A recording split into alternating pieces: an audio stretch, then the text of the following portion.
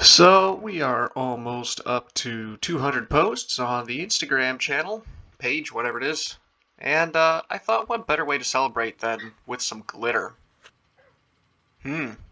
Yes, beautiful glitter. And even more. Yeah, this is going to be fun.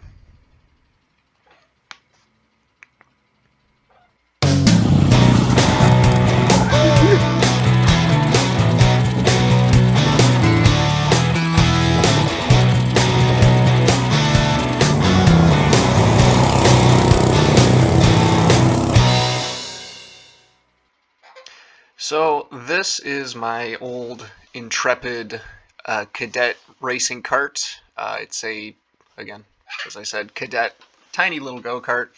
Used to be powered by a Perilla Leopard two-stroke engine. This is I'm pretty sure a 70cc racing two-stroke made in Italy. Nice and temperamental and hard to work on.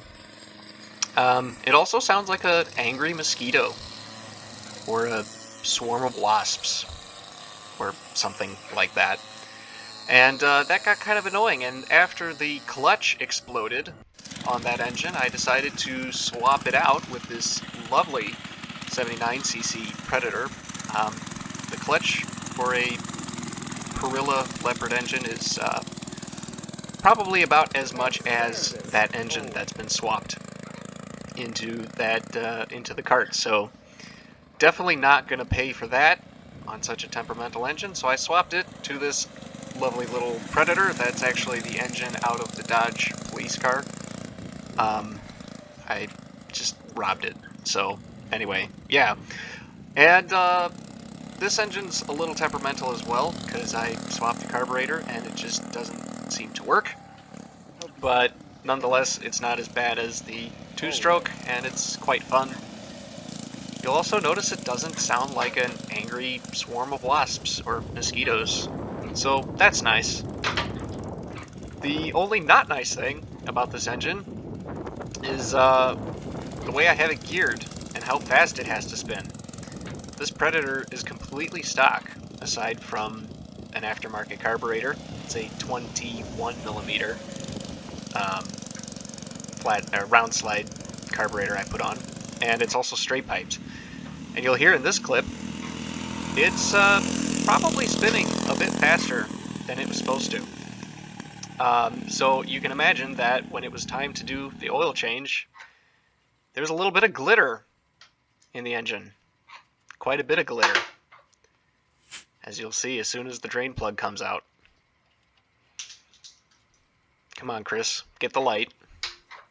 Okay, fix the funnel first. Foolish. As soon as past Chris gets his light, you'll see that glitter. Zobs and I, after running it for a day, we figured out that this engine had to have been spinning somewhere around 5,000 or 6,000 RPM, which is close to twice as fast as it was supposed to be turning. Ah, there you go. You can see some glitter coming out of the engine. So anyway, with that glitter in mind, I decided to be safe and open up the engine. Here I'm struggling with the crankcase. The crankcase doesn't want to come off. It's really sealed on there. My bird is also eating a peanut, and he's dropping it all over the floor. So, as we struggle some more with the crankcase, what are you getting? Oh, you're getting a hammer. Oh no. No, no, no, no. No, no, no, no, no, no, no, no, no. That's a no. Oh, that hurts my soul. Well, I guess it's working. Oh, you're gonna hit it again? Splendid, splendid. Remember, folks, it's always a great idea to hit cast parts with a hammer. They're totally not brittle, and they totally won't break. You would think this is foreshadowing, but future Chris knows that nothing bad happened. Okay. Oh, let's skip a little ahead. There we go. We got the crankcase off. So, looking inside, look at that little sparkly oil. Isn't it pretty? That's lovely. The other thing you'll notice is that the governor's still in there. Yes, the governor arm was cut, and I remember cutting it for putting it in the Dodge police car. but I could have swore I pulled the governor gear out. I guess I didn't. So there was just casually a plastic gear spinning at like 5,000 RPM in there. Other than that, everything looked great. So I removed the governor wheel. I tried a different technique. Instead of hammering on it, I took the blowtorch to it. This proved to be a mistake because I ended up with just a lot of ash in the engine that I had to clean out. Anyway, it worked.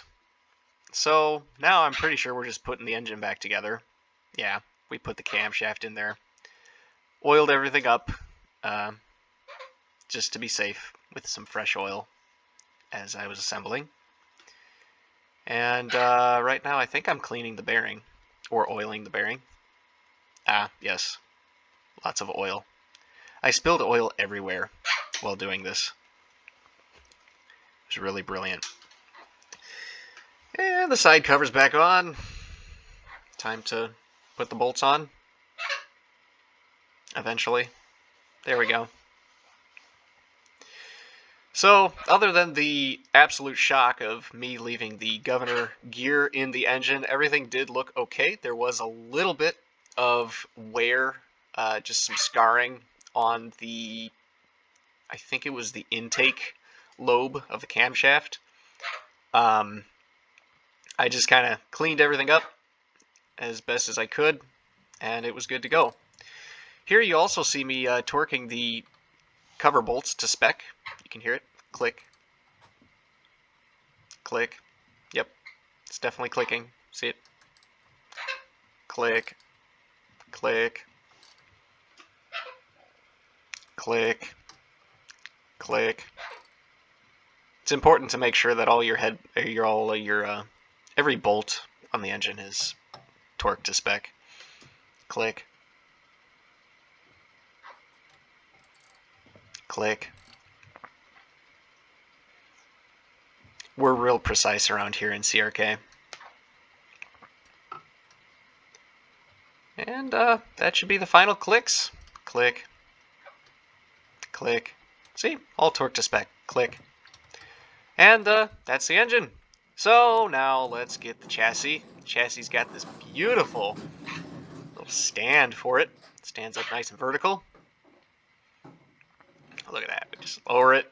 Nice and easy. Look at those muscles. And we just disconnect the stand. Say goodbye to the cart. It's kind of going on its own adventure. Goodbye. Have a nice afternoon. Oh, he stopped. Cool. And, yes, we have to very carefully jack it with the official Intrepid wood blocks, because that's definitely a thing. The engine's super easy to install on this. Racing carts just use a little clamping system that just clamps to two parallel tubes on the chassis. And if you look at any kart design rule, spec, whatever it is, general competition rules, you'll see that those tubes, if you're trying to design your own kart, because I've tried, you'll see that those tubes actually are within a spec just for the engine mounting sake. So that's kind of cool. Pizza break, I guess. That was really delicious pizza too. So now it's time to drive it.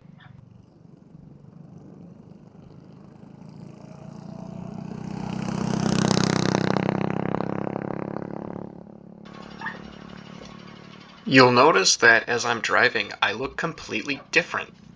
This is because I completely forgot to film this part. Also, school was really terrible this semester. But the good news is I graduated. I'm now a mechanical engineer. Yippee. So anyway, it's summer. Everything beforehand took place in like April. So, yeah. Enjoy the clip of this thing driving. It's really a blast, and in the warm weather, the engine does actually run pretty decent, all things considered. There are vacuum leaks, I know, on the intake side, so it's running pretty good. Super fun to drive. So yeah, enjoy the clips. also consider liking and subscribing, because I'd love to see this channel grow, you know, just YouTube things. But you don't have to.